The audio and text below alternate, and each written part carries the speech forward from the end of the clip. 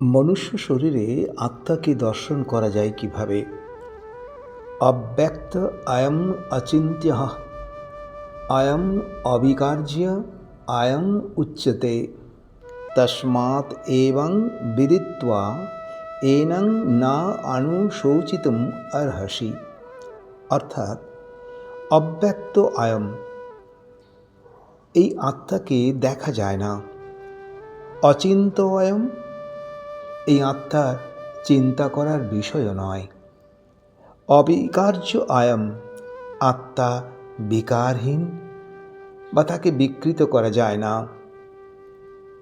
এরপর বলছেন অচ্ছেদ্য আয়ম অদাহ্যয়ম অক্লেদ্য অশুষ্ব এবচ নিত্যঃ সর্বগতঃ স্থাণুঃ অচলঃ অয়ম সনাতনঃ। অচ্ছেদ্য অয়ম, এই আত্মাকে ছেদন করা যায় না। অদাহ্য অয়ম, এই আত্মাকে দহন করা যায় না। অক্লেদ্য, যে আত্মাকে কোনো কিছুর দ্বারা ভেজানো যায় না। অশুষ্য, বায়ু মন্ত্র অভিশাপ দ্বারা শুষ্ক করা যায় না। নিত্যঃ, সর্বদা একইভাবে অবস্থান করে। সর্বগতঃ, সকল প্রাণীর মধ্যে সমানভাবে বিরাজ করে। অচল, এটি স্থির স্বভাব সম্পন্ন। স্থাণুঃ, স্পন্দনহীন। সনাতনঃ, যা সৃষ্টির শুরু থেকে রয়েছে। আশ্চর্যবৎ পশ্যতি কশ্চিৎ এনং আশ্চর্যবৎ বদতি তথা এব চ অন্যঃ। আশ্চর্যবৎ চ এনং অন্যঃ শৃণোতি শ্রুত্বা অপি এনং বেদ ন চ এব কশ্চিৎ।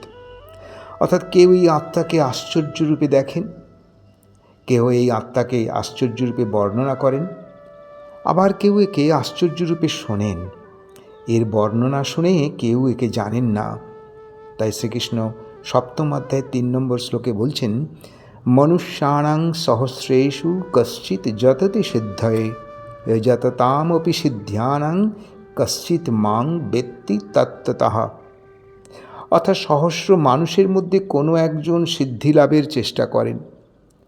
চেষ্টাশীল ব্যক্তিদের মধ্যে আবার কোনো একজন আমাকে বা আত্মাকে তত্ত্বত জানতে পারেন।